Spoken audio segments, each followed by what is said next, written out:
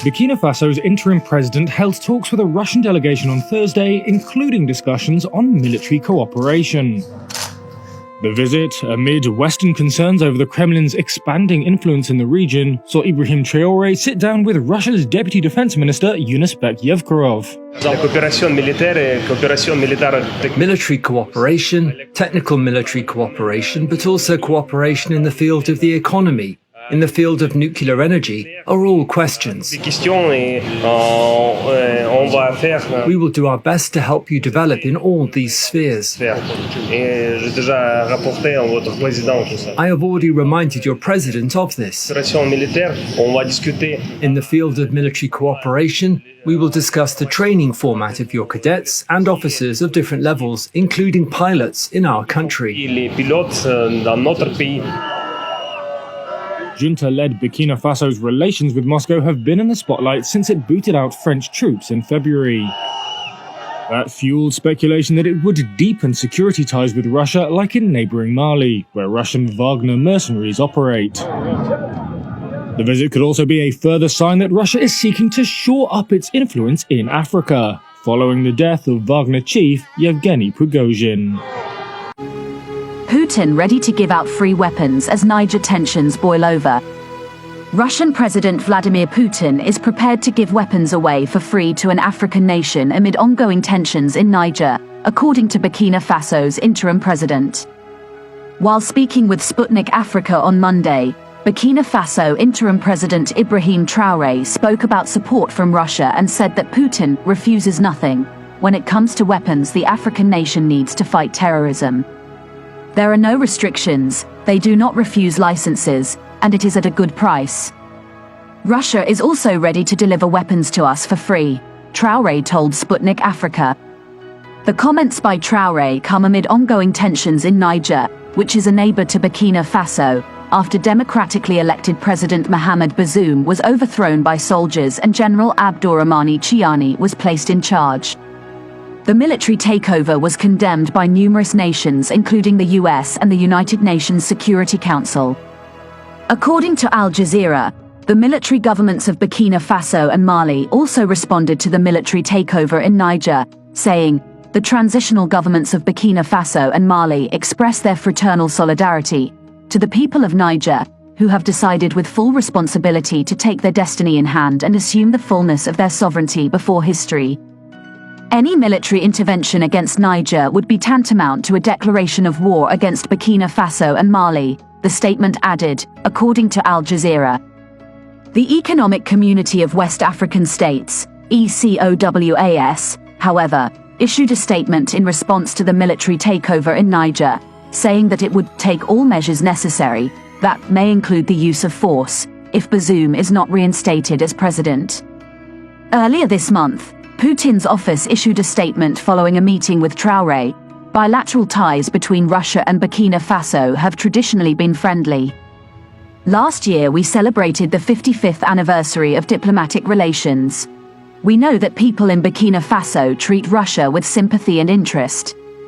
We are ready to work together to develop trade and economic cooperation. Our trade is not extensive yet, even in terms of Russia-Africa relations, but I believe we will discuss it today. There is room to grow, the statement added. During his interview with Sputnik Africa, Traoré also discussed the ongoing war between Russia and Ukraine, saying that while he doesn't have a stance on the conflict, he noted that weapons being sent to Ukraine are ending up in Africa. Putin also, on Friday, July 28, 2023, Putin gifts Zimbabwe President Mnangagwa with helicopter. Russian President Vladimir Putin has gifted Zimbabwean counterpart Emmerson Mnangagwa with a helicopter as Moscow pushes for closer ties with the southern African country, which is also under heavy sanctions. Zimbabwe's information ministry said on Twitter that the gift will be rebranded as X. It said the presidential helicopter will soon be delivered to Zimbabwe. Russia also announced a donation of grain that included maize and wheat to Zimbabwe, one of the 6 African countries that will receive free food from Moscow. Read. Putin promises free grain at Russia-Africa summit. President Mnangagwa is among African leaders that attended the just-ended Russia-Africa summit in St. Petersburg. He said the helicopter and grain donations showed that it was important for countries facing Western sanctions to maintain close ties. Logically, victims of sanctions must cooperate, and this is the cooperation we are seeing, President Mnangagwa said. We are grateful.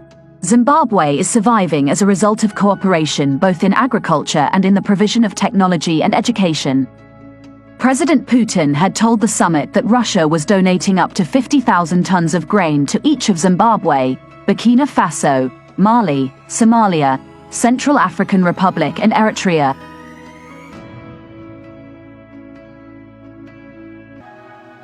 Meanwhile, UK backs ECOWAS, calls for immediate release of Bazoum. The United Kingdom, UK, yesterday, joined the United States of America, USA, France and Germany in condemning the detention of President Mohamed Bazoum by the military junta in Niger Republic, calling for his immediate release. In a statement by Atinuke Akande Alegbe, a senior communications officer at the British High Commission, UK said, "We stand with ECOWAS in condemnation of the illegal detention of President Bazoum, his family, and members of the government, as well as the unacceptable conditions under which they are being held, and call for their immediate release." Bazoum has been under house arrest since the takeover orchestrated by members of his presidential guard on July 26, 2023.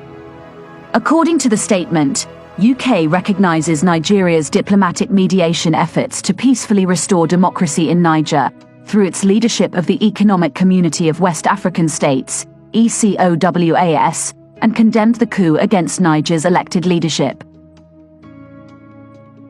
Algeria, yesterday, sent its foreign minister, Ahmed Attav, on a tour of Nigeria, Benin and Ghana, to help find a way out of the Niger crisis, the Algerian diplomacy announced. This move was in a bid to oppose any military intervention in Niger. Attav, who was mandated by President Abdelmadjid Tebboune, began his working visits to the three West African states yesterday, the ministry announced on its X Twitter account.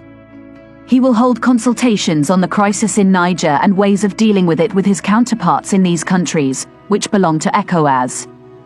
The aim is to contribute to a political solution that will spare this country and the entire region the repercussions of a possible escalation of the situation, the ministry said. Algerian diplomacy has a long history of mediating or attempting to resolve numerous international conflicts. President Tebboune, on August 6, said he categorically rejects any external military intervention in Niger, which he described as a direct threat to Algeria. There will be no solution without us. We are the first concerned, he added, during an interview broadcast on national television. Algeria shares almost 1,000 kilometers of border with Niger. As Africa's largest nation, Algeria borders two countries in the throes of profound crises, Mali and Libya, and refuses to open a third front on its borders. Daughter of ousted Niger President, Zazia Bazoum Mohamed, in an open letter, published in the French daily Le Figaro, said her father is not resigning and is determined to fight to safeguard democracy. In the letter, Zazia, who lives in Paris, called for the release of her father and restoration of constitutional order in Niger. Today, taken hostage with his family, he is not resigning because he holds democratic values dear and has always fought against military regimes. He fights and sacrifices himself for the future of our dear country, Niger, for the Sahel and for the whole of West Africa. She points out that her father could have given up, spared his family this suffering and found an important international position. But he decided to fight to safeguard democracy in Niger.